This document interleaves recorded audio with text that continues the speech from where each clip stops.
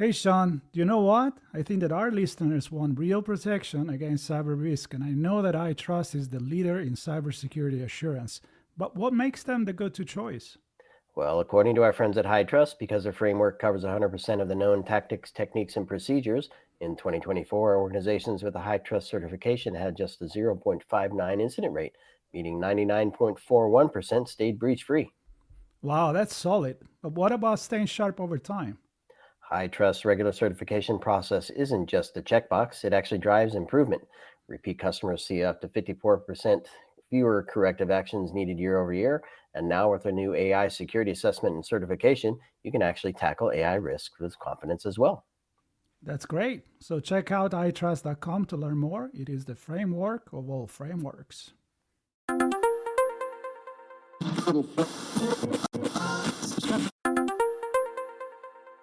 This is a special announcement. We are heading to RSA conference in San Francisco for our 11th years of coverage, April 28, May 1st.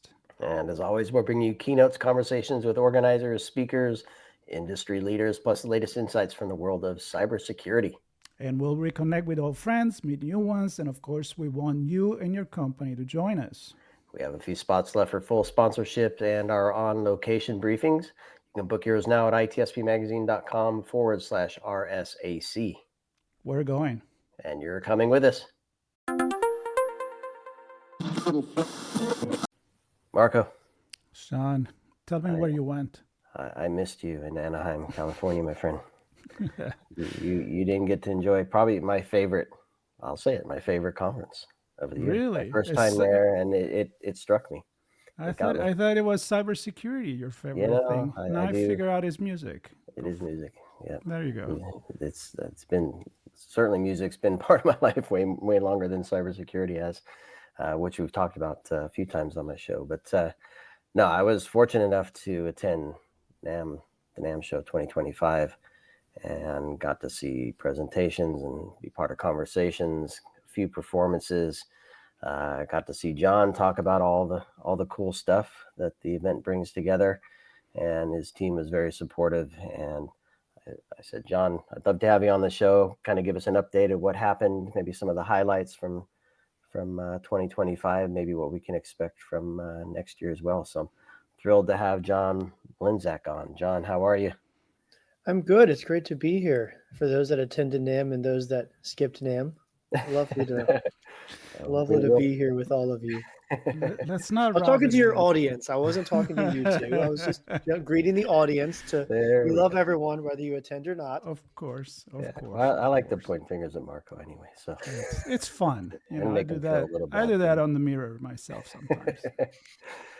Yeah. So we'll get into the show in a moment, but John, if you could, maybe a few moments, a little bit about your background and your role with NAMM as you entered that role. Yeah, happy to. I am coming up on 23 months of being in this role, of being at NAMM. It's very exciting. I think after 2 years, you get to start calling your age in years, but up to the first 2 years, it's like toddler. You measured in months. Is that? So I'm almost close to be able to speak in years and not months.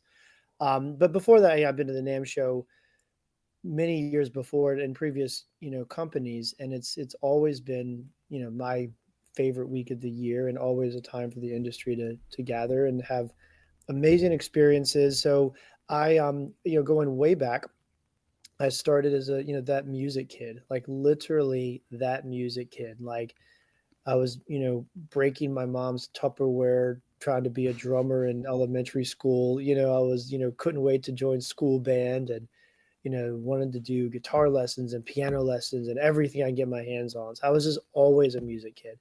And then school music, and then got a degree as a music educator and taught music and played music, gigged a lot. And I, got into the industry later just by being really actually invested in technology. I loved music technology. Marco, you mentioned technology and CS and all that. I was very fascinated with every gizmo and gadget that could help record music. Like even when I grew up at a certain time, where like remember mini disc recorders, like that was like, and you had that $100 mic that like a double A battery lasted about 27 minutes in it, and you'd have to replace it. But like, and you'd have this like mini disc, you'd write them out. But like then you had then digital recorders, and then like 8-in interfaces. Remember Firewire? That was a thing for like a minute. Like we all thought it was 400. Wait, I need a 400 to 800 adapter. I need a 400 to 800 to Thunderbolt adapter. Wait, we're not using any of that anymore. Why did I buy all this stuff? You know, my dongles had dongles for a while, and it was like that world of like, I loved that. And that was like part of me as playing a musician and recording people. And then that just turned into like something I started teaching students, which I've always kind of had this like, what's next? Like, what else could we be doing that we're not doing type mentality? And then from there, my first job in the industry was PreSonus Audio, where I was in Baton Rouge. I was playing and gigging in New Orleans and Louisiana and living in Baton Rouge. And PreSonus is based there, and we just got to know each other. And then it turned out that it was the right time for PreSonus to want to, expand into the education market. And, we both were trying to figure out what that meant, but I was teaching music technology and knew how to use all their products and had degrees in educational leadership and curriculum experience and all this other stuff that happened. So it just worked out. And I went to my first NAMM show, and life was changed. And I got really involved with NAMM as an organization in the foundation side. I was involved on NAMM's advocacy efforts throughout my 10 years. So I've always been really close to NAMM, and NAMM has been, a very important part of my career journey, because obviously everything I've learned and the connections and the relationships and everything have been part of just attending NAMM shows. And I got my dream job 23 months ago, and I couldn't be happier. Well, I can relate. My parents said everything was a drum for me. If I could tap it or hit it, it was getting tapped and hit. So definitely deeply ingrained for me too. And yeah, I love you had so many experiences, and including the education. I wish there was more of that, and perhaps we can touch on that a little bit as well. So you're coming up on your 2 years with NAMM itself. Maybe a word about NAMM, not just the event, but because it's a membership group. What does it do? Who's it for? What's NAMM as an organization all about? Yeah, I'm glad you asked that question, because NAMM is the National Association of Music Merchants. NAMM was founded in 1901. We're coming up on a 125-year birthday next year, so we're getting ready to do that party. But so NAMM is founded as an association. We're a 501c6 trade association. We are the largest in the U.S., but the largest global trade association, and we represent the trade of musical products. That means any company who makes, manufactures, sells, distributes musical products, we represent them as an industry. And so we do, like I say, like typical industry stuff. We provide research and data and analytics to our members. We advocate on policy. We lobby on policy on behalf of our members on trade issues that affect our industry. We're heavily involved in tariffs right now, educating our members, things like that. We advocate for music education, the right for every student to have access to music. That's been a big piece of our history. We put on, we have lots of education, NAMM University online pieces that we do. We do the oral history program, tell the story of our industry. So a lot of our year, we are a trade association. We have a very big team that's working every day on all of these fun things that we do for NAMM members. The NAMM show is the most important, largest event that we put on for our members that gathers the industry annually, and of course is the largest show in the world for the music products industry. And then we also operate the NAMM Foundation, which is a 501c3 charitable foundation, and really everything we do funnels to the NAMM Foundation with additional donations from our members, and we reinvest in growing our industry. So it's sort of a cycle of, if you start, the foundation creates more music makers worldwide. NAMM provides member services year-round to strengthen our industry, and we gather the industry globally once a year at the NAMM show to kick off the year with strong relationships and product launches and networking, which then helps strengthen our year, which then helps us reinvest through the foundation, and so on the cycle goes. Well, very cool. You touched on the technology, and I love to always look back right? And there is a lot to look back here. I'm not gonna ask you to tell me how was the first NAMM in 1901. Probably you don't remember that. You were there, but you don't remember. But what I am always fascinated is, even if you look back at when you first went there and you were just a participant to the show, how things have been changing in the past few years with this technology that, let's face it, it's getting faster and faster. It's rolling out faster and faster. This is my favorite thing to talk about. You can, I knew and then it. we're That's actually why I coming up. asked you that. We're coming up on 125 years, and right now we're looking at next year of like, when you have these historical milestones, you really start tracing your history. It's sort of an opportunity to celebrate. Like you have a big birthday, and you start thinking about all the years in the past. So we're in that world right now. You could tell the story of the history of NAMM by marking the technological innovations, and every dot on that timeline, every dot before the dot comes, this thing's going to kill us. At the dot comes sheer panic and a cognitive the angel devil of like, embrace and move forward. No, we got to protect the way things were. And then 5 years after the dot comes new opportunities, innovations, more successful industry that we never knew existed at the point the dot was there. And you could paint all those dots and you can name them in products. In fact, in 1902, NAMM was a piano show. And then they had these pieces of paper with holes in it that turned gears that played the piano for you. And then, well, we're never going to sell sheet music. We're never going to have musicians. The world's over. 1917, I have one right here in my office because my grandmother actually had it and I didn't realize it. And I found it a couple years ago. I have a Victrola talking machine from actually 1923, this model, but it was that all of a sudden you could crank and play records that no one's ever going to sell instruments anymore, ever. And you go on and on and on, and you get all the television, all the radio, all the television, even to the internet. In fact, there's a funny one. The first board meetings, I went back and read all this history of NAMM. I actually read the board meeting minutes and the documentation. It's fascinating. When the internet came out, the concern at the time at the board meeting, the argument, and it's so funny back in the time, you have someone on a typewriter, it's like the gentleman from so-and-so music declared exclamatorily that he blah, blah, blah. The gentleman from over here, like these very formal minutes at the time. Yeah. The conversation was, oh no, this internet, if everyone has a web page that has your 800 number, then customers are going to be able to find the 800 number of the store in another state, and you're going to be able to start selling there. Because you go back before that, it was, well, the phone book was only a state phone book. We'd have a national, and it was like it was the threat of the internet was someone was going to be more easily be able to find your 800 number and create more competition. That's what the concern was.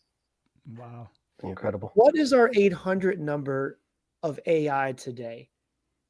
Because that's what I look for. Like, what the big thing AI? Because right now we're talking about the 800 number. 5 years from now, we're going to be having a different conversation. So I love the innovation, and I think our job as an industry is to help our members embrace and help our members, move forward and ensure that we as an industry grow with the times and the technology. I think that's a core thing that we do as NAMM. Yeah, and it's interesting that we're talking a bit about this because one of the key takeaways from me, yes, there was a lot of innovation and a lot of new product announcements, a lot of technology. It seemed a lot of technologies embedded in other technologies, a lot of collaboration technologies coming from NAMM 2025. But a big takeaway for me was there was a lot of that driving nostalgic things. What I'm trying to say is I saw amps being remanufactured to replicate sounds from the 60s and 70s. And it just seemed to be a general theme that we're leveraging the technology, but also in trying to hold on to things that are nostalgic to us in terms of sounds and feelings that we've had over the years. So I don't know, any thoughts on that? What you're hitting on something really, really valuable is that we are the music products industry, but as you see, there's a lot of music at the NAMM show, and there's a lot of artists at the NAMM show. maybe like 11,000 or so to be exact. But there's a lot of like, it's part, and the history of musical products is driven right along with the history of musical genres and musical styles and musical sounds. And as we get new innovation in product, well, that either drives or is driven by or some combination of new musical styles. I mean, you look at listen. If I said 80s music, what would you think of when you hear? I said 90s music, what would you think of when you hear? You can name products, but you could hear sounds. And so we're always on that cusp. And that's why I think it's so important that we have the artists there in the booth demoing the product. We have the artists at the NAMM show connecting to it, because the innovation of products will inspire an artist to do something cool with it or do something it wasn't supposed to do, like auto tune or the drum machine. I mean, auto tune wasn't cool until Cher cranked it up and said, "Do you believe?" And then all of a sudden, auto tune became cool. Uh, and then T-Pain came out, and the story's there. So I think there's a really cool connection there. And I'm not surprised that we have a mix of new technologies that are waiting to inspire musical genres, but also using technology to recreate the iconic sounds of music that is driven. I'm not surprised at all that we have that mix right now. Yeah, it's really cool. I love how you you talked about the milestone that are what connect the history of the event, and as you're saying that, and as you're asking like what's the sound of the 80s, what's the sound of the 90s, you go with grunge, you go with, I don't know, Duran and all of that, and then you look back and it comes back and it's cool again, right? So that's the thing that I love. And even in the look of the instrument, I mean, you look at guitars now, they don't go too modern. They actually go to the vintage look again, even if they do have the new technology. And actually, something that Sean was telling me from the show, that he was talking about the collaboration and mixing the technology and having a guitar that maybe doesn't need the amp and on the pedals anymore, but it has already all the sounds in the hard drive, and you just maybe plug it in the internet where you can get the 1-800 number and and upload a new 100 pedals in there. So is that going to kill the pedal industry, or is it just going to be doing things different? I mean, how do you balance that kind of innovation? This is so much fun. We need 30 days, not 30 minutes. I We love these can do it conversations. once a week if you want. I don't mind. You're very welcome. I have no problem talking about this stuff. This is the funnest part. This is the funnest part of like this role. But like, and you back to like, what does NAMM do? The trade show is there, but we think carefully about what did we see at the trade show. We have all these analytics right now about this. I think to your question of is it going to kill certain things? Historically, evolution happens. I mean, look, horse trainers were not happy when the Model T came out. Like things changed. And I think there's this always, that evolution. So yes, there was a time in our industries that you could walk into a shopping mall. If any one of the listeners knows what that is, you'd walk into a shopping mall and there'd be an organ. You'd buy a home organ at a store at a shopping mall. And that was a large percentage of our industry. That's gone. All of that's gone. So evolution happens. And of course, we never want to see people go out of business and change, but we see stories of companies that have innovated and innovated and innovated. The companies that have been here 50, 60, 100, 200 years in our industry have continued to innovate.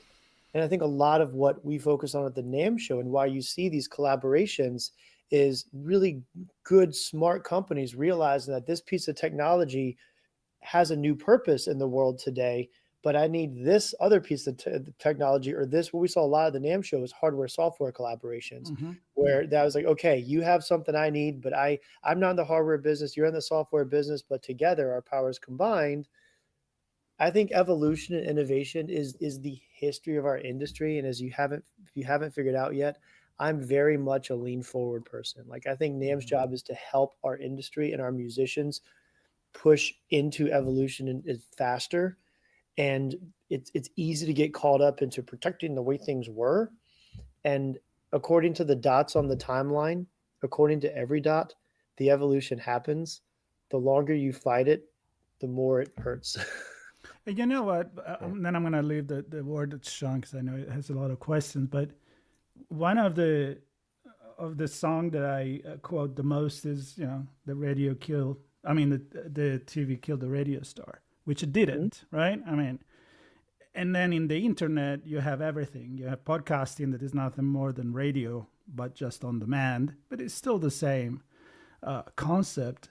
And I think that the lesson here is you innovate, you adopt, but I don't think you erase the past. There's still going to be people that want to play the instrument raw, and there's still going to be people that wants to read the books. I mean, in the past 2 years, bookstores and book sales, they came back up. The vinyl came back up. So I mean, there is a shift, but there is not like the disintegration of the past. I mean, at least I like to think it that way. Musicians are inherently creative people, and we're an industry full of musicians, so we're passionate, very passionate. And I think inherently creative people, like there's a rush of I want to try something new and exciting because that's just how we're wired as an industry because of who we are and what we do. But there's also a piece of that rush is exciting, but then there's also a realization of there's a reason we've always done it this way. And you sort of like come out and come back, and that's fine. I think that's what Mhm. we hear. Like, oh, I want to try that. I know why the six strings have always been tuned that way because this makes sense. Okay, got it. Yep. Et cetera, et cetera. So I think that's the fun part, and I think Yep. that's what we really want to inspire. That's what makes, I think, NAMM in our industry so different than other industries. Yeah, and that inspire word I'm going to latch on to because I definitely felt that there, and it was either me walking away with this thought or you stating it when you were having your discussion with John Batiste, um, where the NAMM show and NAMM in general is really about bringing more people in to the world of music, making it possible for them to perform, make it easier for them to create music and perform music, make it easier to consume music. I think that to me that was kind of the bit. I'm not smart enough to have that. So perhaps you said it, but I think that the whole point is to inspire through music, inspire to create music, and the cycle of creation and consumption, making it easier, bringing more people in, educate to make it possible. And so that's what I walked away with. And some of the technology that I saw there really does that.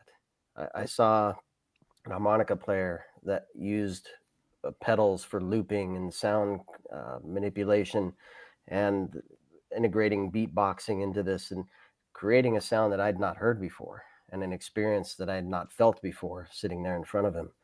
And that was because of the technology. He was inspired. He was able to create something unique, and I was able to feel something unique. To me, that's what it's all about, that inspiration. And that's old technology, new ways of thinking, all coming together. We have to, and I'm glad you got that from the show. And I think that's absolutely your great interpretation because I don't think I said it that eloquently. So I give you credit there. I see, that its core a trade show. In fact, I'll talk about NAMM's evolution too, because I mean, we have to evolve as a trade show. We don't look like we did 20 years ago, or quite frankly, even 6 years ago. Um, but you see that kind of inspiration. I mean, at its core, you have competitive manufacturers trying to one up each other, launching competitive products. And if you look at our industry, very sort of niche, small categories. So like, and we're quite crowded. And that's fine. I mean, pedals, you mentioned it's a little bit of a crowded category, but that's okay. I mean, there's nothing wrong with that. Make more pedals, make more pedals. You have this like it's inherently competitive, and then you have all these retailers and buyers trying to figure out who's going to buy what, and then manufacturers meet with buyers trying to figure out how they're going to lie. It's so inherently competitive at its core, and music can be inherently competitive. But then these uniting factors of the show, and we do think about this. I think it happens organically, but we definitely pour gas on that fire. We love the fact that yes, we're here to do these sort of competitive trade things, but at the end of the day, there's things we're the music industry, not the insurance industry. We actually have a common goal of creating more music makers worldwide. We have a common goal of inspiring more children and adults to keep playing.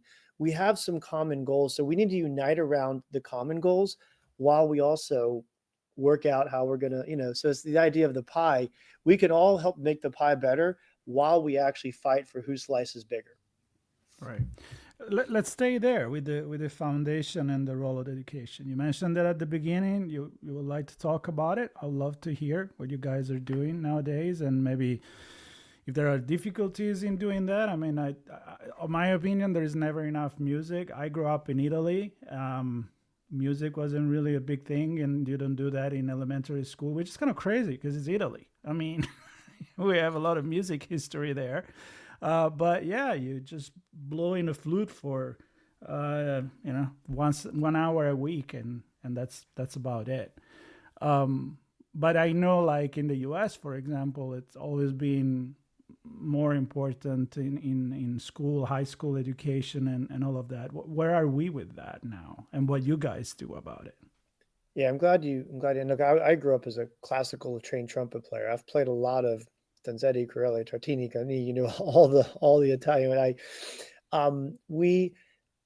We as a foundation, it is interesting, a daunting task. Like, we want to reinvest, and the idea is that we have all the profits from the NAMM show. We have members that want to donate to give back to their industry. So we consider we are our industry's nonprofit. So then how do we reinvest? And we actually just hired an amazing new executive director of our foundation. And we've in this moment of like, what is next for the NAMM Foundation?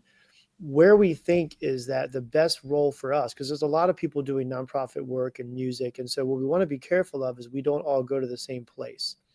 So as we think about what the NAMM Foundation's purpose is we look at reinvesting in our industry based on a few factors. It's sort of a matrix. One is industry segments. Are we invested in programs that allow more students to play a band or string, wind or string or percussion instrument? But are we investing in areas that allow our more people to play stringed instruments, fretted, unfretted, bowed strings? Are we investing enough in recording, learning to like this bedroom producer and podcasters? And so we look at all the industry segments of our trades, and we look at how we invest and what nonprofits we invest in and what programs we work to help create or fund to make sure that, one, we are giving back to our industry in a holistic way, so that it's important that every NAMM member sees themselves in the way we give back to the industry. And so we do a lot of K-12 music education, don't get me wrong, but we also, aren't sleeping on the community group or the after school audio program or everything else that's happening as well. So we look at industry segments and we look at the lifespan of learning. That we're a high first touch industry, just like a lot. You do sports, you do music, you do something early on in life, the chances of continuing are much higher. So we know first touch, early childhood, middle school, secondary, in school is key. But at the same time, adults get a little more discretionary income and start longing for a hobby. So also looking at college, adults, seniors, so the silver population, there's a lot of opportunity there. So we look at the lifespan of learning to make sure that our giving is appropriate. So it's kind of like creating this portfolio of we give to our whole industry across the lifespan of learning. And the number one thing that we always think of is our giving has to create a music maker or retain a music maker. So we're careful as much as, I'd love to buy beautiful new uniforms for every school marching band. I'd love to send kids on more festival trips. I'd love to bring in more guest artists. That's all great work, but we feel that work's not our lane. So we really want to say to our industry, because everything we do has to support all the companies that support us. We're thinking carefully about the funds you give us. We're giving back to your industry. You can see yourself in the work. You can see every age of your customer in the work, and we're creating and retaining our customers. Well, I'm super grateful I'm a fellow trumpeter. Actually, I'm a little shorter than you, so I actually played a shorter instrument, the cornet. Oh, of course. Yeah. Yes, there you go. But no, I'm super grateful that I had that opportunity to have that training and to understand what music means, not just play it, but understand what it means and how I can use it to help me feel better and to connect with other people and have conversations. And by going to the NAMM show, it connected the world of technology for me as well, which was the reason I launched my new podcast, Music Evolves, to talk about technology and music and some of the things that we can look at to help connect more people through music and create more music creators, as you put it. I want to, we have a few minutes here. I want to maybe ask you to pick your favorite child from, from the NAMM show. There was so much going on. I mean, lots of performances, the whole launch day with new products and a lot of some celebrities part of there, a lot of technology coming out. Is there anything that stands out to you as a highlight from the show? Something you saw, heard, did? I like that question, and I'm going to answer it very personally because as NAMM CEO, I have all my stats and I can give you the big highlights. But you've seen that, the press release saw that, we've seen that. For me personally, and of course my schedule is running thing to thing to thing. You actually mentioned it already. It was the John Batiste interview, and I'll give you some like behind the scenes view of like A-list artists. It did start 15 minutes late, as you saw. I wasn't sure it was going to happen until about 10 minutes before it started. I met John for about 10 seconds backstage. We were getting mic'd up. He didn't know me. I had done my homework on him. As you saw, I could walk through the stages of his life, and I had prepped, but I didn't, he didn't know me from anyone. And, he had flown in super late from a gig, and it was a whole, and his schedule is incredible, by the way. I mean, that guy's getting on a jet and flying overnight and getting up the next day. He's unstoppable. He's a force of nature. But sitting there on stage, and you probably saw it if you were there. I think you were there, Sean. We walked out like Certainly was. He wasn't sure. The first 5 minutes was I'm going as an interviewer, expert like you are. You probably saw what I was doing. Give softballs. Talk about your childhood. Talk about your past. Talk about your music. Let's just get you comfortable. And I couldn't break it. But there was a moment when he asked, "Well, what is NAMM?" And like this part of like one of the biggest artists and the biggest careers from TV to film, production, performer, everything starts to embrace the concept of us as an industry. That was a really special moment. And then he starts smiling and we're laughing and we're telling jokes. And it really was special to me because one of the things that I've always loved about NAMM, but I've really, especially in the role now, like, you come in and you want to like get your hands on something even before you get in the office.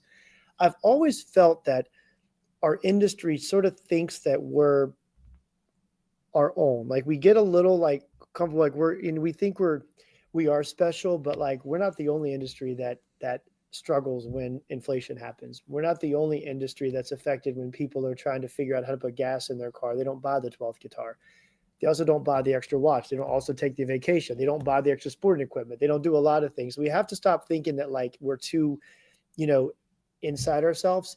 And I've been really focused on how do I like lead our industry into something bigger. And that conversation with John Batiste was recognizing like that we as an industry have such impact on what he does every day.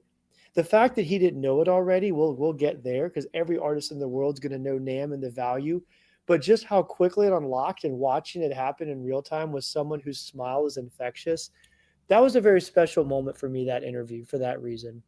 Yeah, and I remember that extremely well. That was a moment, and I could definitely see the shift. And yeah, the whole thing is incredible. Even the early softball parts were great. So yeah, that was a fantastic part of the event for sure. Well, usually there is a joke between me and Sean where he has one more question. I always have one more question. They're all here. I have a gazillion still. And I stop him, but this time I'm going to get the one more question, which is, again, I want to go to the technology. So what was something that you felt could be, I'm not going to say a game changer, but like a technology that is not going to be the one that disappear, on your opinion, but one that's going to stick in the industry? You've been covering technology for a long time. I can tell because that's the right question to ask. Chasing fads. We love to chase fads, and by the time I call it blinking lights and funny noises. Yeah, dog chasing cars. You never catch it. So, I can tell you, I know exactly what it is for me. And I had the opportunity. We've been, working, just getting to know our Southern California partners down here at Qualcomm a little bit. And we have a friend over there that comes from a music background, one of the high ups in their product team. And we've been, meeting a little bit, talking about what Qualcomm's doing with processing and AI, and what partnerships they're having with other companies in the future. And Qualcomm was at the NAMM show, and we started looking at all these AI products and the AI technology. What the future I see was a real unlocking moment is the one piece that we're about to unlock is processing power, the ability to do things in real time that we've become used to working within the constraints of, let that render and go make a cup of coffee. I want to drag this plug in and hear that up. That's going to take 3 seconds. Let me stop the track, drag in a new plugin, wait for it to render, start the track again. That has affected our entire practice as creators and musicians. What Qualcomm's leading, and Mac and NVIDIA is following up, the three big chip makers, and what they're doing with AI. AI is forcing us to process faster. We will very soon be able to do in real time what we've always conceived we have to wait for. So now you're splitting tracks, you're pulling out, so you're dropping out vocals in real time on a track. You're not trying to find the mix and tweak. You're throwing plugs in real time, doing this on the fly. That, I think, is what's going to be the future, and that's going to change the way we create and change the way we process and change the way we approach music making holistically. I love it. I was just visiting a friend of mine who he's in a band, plays keyboard, and we were going through some of his music, and we were talking about it. I was telling him about my NAMM experience, and just that making it easier to create, and that the whole process, like you just described, of sitting in a DAW and trying to, and you have the artist ready to sing, and it crashed out, or the tuning or the plugin wasn't in there, or whatever it is, right? Some interruption or some delay, some disruption can destroy everything. And then even just the experience on the devices that we're performing on, connected to those things. But it also empower people. Yeah. It kind of like democratize the music experience, right? So I got a question from my dad, because I was in Italy at the time when NAMM was happening, and Sean was telling me about the example I brought about the effects on the guitar. And I told it to my dad. My grandfather was a maestro, a piano and singing maestro. And I was telling that to my dad, and my dad is very, kind of conservative for the good old stuff. And it's like, well, is that a good or a bad thing for music? And I said, well, it's probably both, right? It depends on how you use it. If you're going to tell AI, make me a song or write me a book for what it can be, it's going to probably be, pretty bad. It's going to be mediocre. But if you're going to use it to make it easier for somebody to get access to all the tools that you could have and make better music, well, then you're welcome, because you're lowering the entry level to creativity. So it depends what you do with it. Always depends. I agree wholeheartedly. I agree. It's going to speed up creativity. I mean, they still say, well, how much percentage of our brains are we able to use? And like the creativity of humans is unsurpassed. I think we worry about robots and AI taking our job, but you know what? Like, I'll tell you one thing, I'd much rather throw a bunch of meeting notes in ChatGPT and get a summary in 10 seconds than read them and manually write them over like 4 hours it would take me. So you can have my job. Take it, please. Or I'd love to hear what this track sound. Gosh, I really wish I would have mixed this. I didn't like the way I mastered that. I wish I could just try it again, but it's going to take me 2 days to remaster it. Oh, I like that sound. Okay, you know what? I will go back and actually do it that way, but I can quickly. I think you said democratizes creativity. Yeah. That was a great way to put it, Marco. Well, Sean, let's finish with that so I actually look good. I know. We'll finish the or sound good for people listening. Well, I'm already excited. January 20th through the 24th of 2026 can't come soon enough for me. That's the next NAMM show, 2026 version. John, I hope to see you there, and Megan and the rest of your team that supporting me last time, and I hope to get even deeper into all that it has to offer, and hopefully it's not until then that you and I have another chat. Perhaps you'll join me on my show. We can talk about more technology stuff and the connection to music, and but in the meantime, hope this one gets everybody thinking. How can This we is great. create more music? Thank you so much for the opportunity. I love this conversation. Yeah, let's have it every day. I'm great. This is the funnest All part of right. my day. All right. Let's talk We got music and coffee. technology We're and good. creativity and Yeah. Be careful what you sign up for, because I'll be on you for that. You're very welcome. We will have you on again, and we will sure. see everybody in January for NAMM 2026.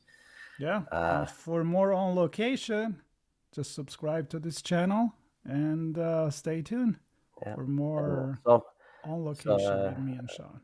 I'm going to go ahead and plug my show. If you like technology and music and that intersection and all that it brings, stay tuned to Music Evolves, new show from me. So thrilled to have it. John, thanks a million. Thanks everybody for listening. Catch you on the next one. Sean. Marco. We are here to deliver a message from the RSA conference team. It's an important message from our friends. RSA Conference 2025, just around the corner, where insights drive action, solutions emerge, and community connections spark innovation. You'll be there. I'll be there. We invite everybody else to be there April 28th through May 1st. You can secure your spot at rsaconference.com/ITSPMAG25. That's ITSPMAG25. See you all there. I'll be there. See you there.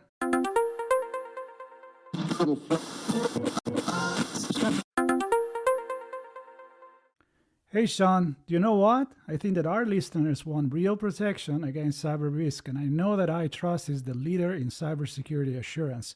But what makes them the go-to choice? Well, according to our friends at HITRUST, because their framework covers 100% of the known tactics, techniques, and procedures, in 2024, organizations with a HITRUST certification had just a 0.59 incident rate, meaning 99.41% stayed breach-free. Wow, that's solid. But what about staying sharp over time? HITRUST regular certification process isn't just a checkbox, it actually drives improvement. Repeat customers see up to 54% fewer corrective actions needed year over year. And now with our new AI security assessment and certification, you can actually tackle AI risk with confidence as well. That's great. So check out itrust.com to learn more. It is the framework of all frameworks.